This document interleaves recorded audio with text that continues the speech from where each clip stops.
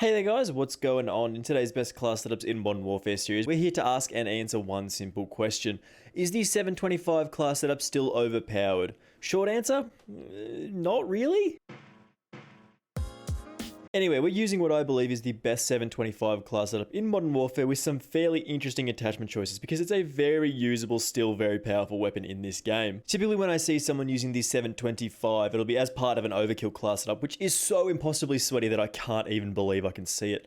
But just before we do get into this class setup here, let's try and get this video to 25 likes. The support from you guys has continued to be absolutely fantastic recently. I know I do say that a lot, but you guys really are excellent. So a big thank you to everyone for liking, subscribing, and commenting on all of the content. We've got loads of more videos lined up for the upcoming weeks, so make sure you subscribe with those notifications turned on so you don't miss any more of these upcoming videos.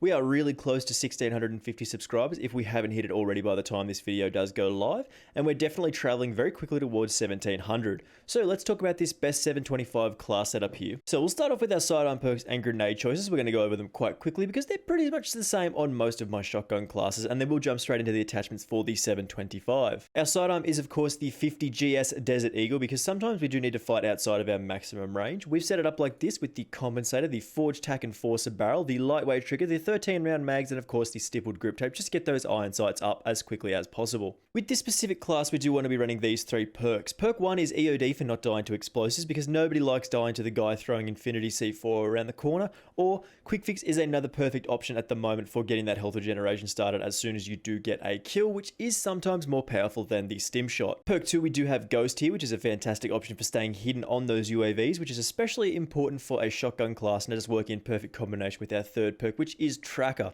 which does let you see enemy footsteps and a bunch of other stuff with death markers. This is a super powerful combination for stealth and helping you flank around and control the edges of the map or control those close quarters areas where you definitely want to be most of the time. In the lethal slot, we usually roll with the C4 on our aggressive classes, and the tactical is a choice between either the stim shot or the smoke grenade, which basically gives you an extra chance per life, or you can block off longer sight lines. Alright, so some of you may be aware that this particular weapon, the 725, has been nerfed about 143 times.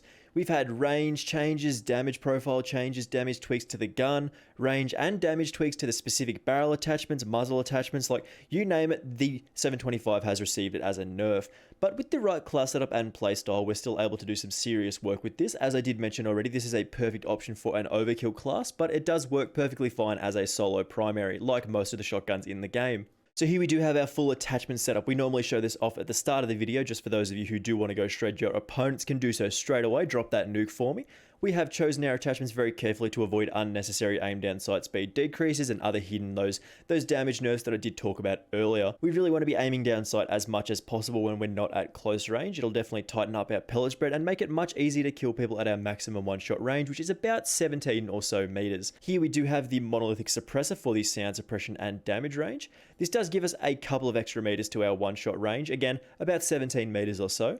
Surprisingly, we have skipped over any of the barrel attachments here. How it works is we can sort of take the Tempest 32-inch competition barrel for a slightly further damage range, but the increase is not that large, and it does decrease our aim down sight speed by about 4 frames, which is really not worth it for the minor increase to our range. So we're skipping over the barrel slot. We've also got the 5mm laser here, as this does tighten up our hip fire spread by about 5 to 10%, and it does give us more sprint to fire speed. We've also got the sword off stock for the movement speed and aim down sight speed bonuses, which is really important to get those sights up nice and quickly, allow us to move around the map very quickly between cover and stuff like that. We've also included the Tempest Slim grip here for the aim down sight speed and sprint to fire speed. Your stippled grip tape bonus, which is again super powerful on a shotgun, getting those sights up very, very quickly. And when this is combined with the 5mm laser, gives us a lightning fast sprint out time. And lastly, we do of course have the sleight of hand perk as well, just to get our reload time down to about 1 second, which is super, super quick with this particular weapon here. You might have guessed that I'm a little bit of a fan of the shotguns in the game. If you've seen any of my videos before,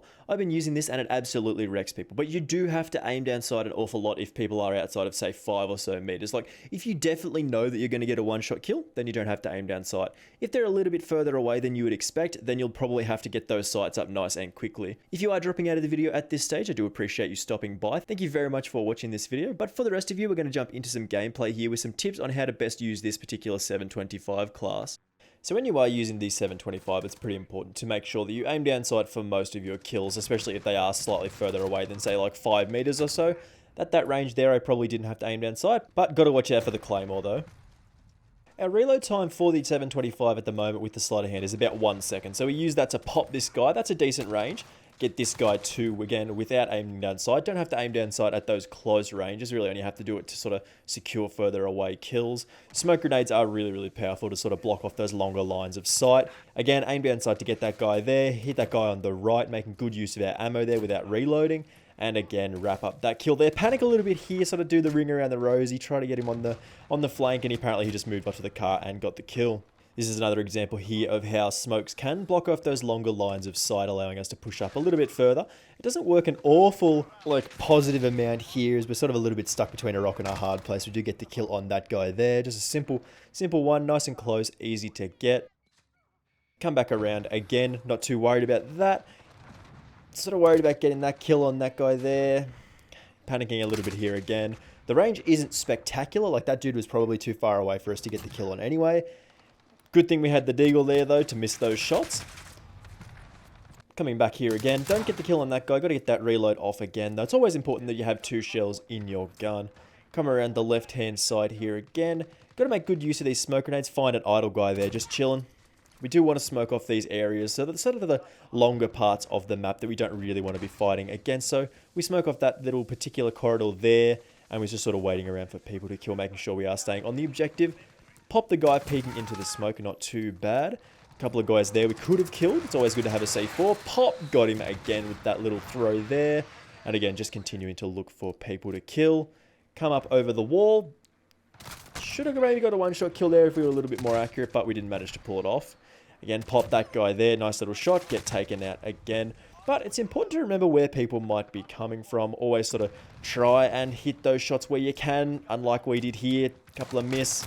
It's important that you don't have to aim down sight all the time, especially at those close range fights. It's just important to get the kill. And then remember where the guy might be coming from, and then get an easy kill on him. We get a nice little kill on the dude behind us here, below us there. Just a nice little kill on him there, not too bad. And you always got to remember to keep an eye out for, or keep an ear out for what's behind you, because they're just sneaky little boys coming up behind you all the time. It's always good to have that deagle just to get those longer range kills, because we would have struggled there with the 725.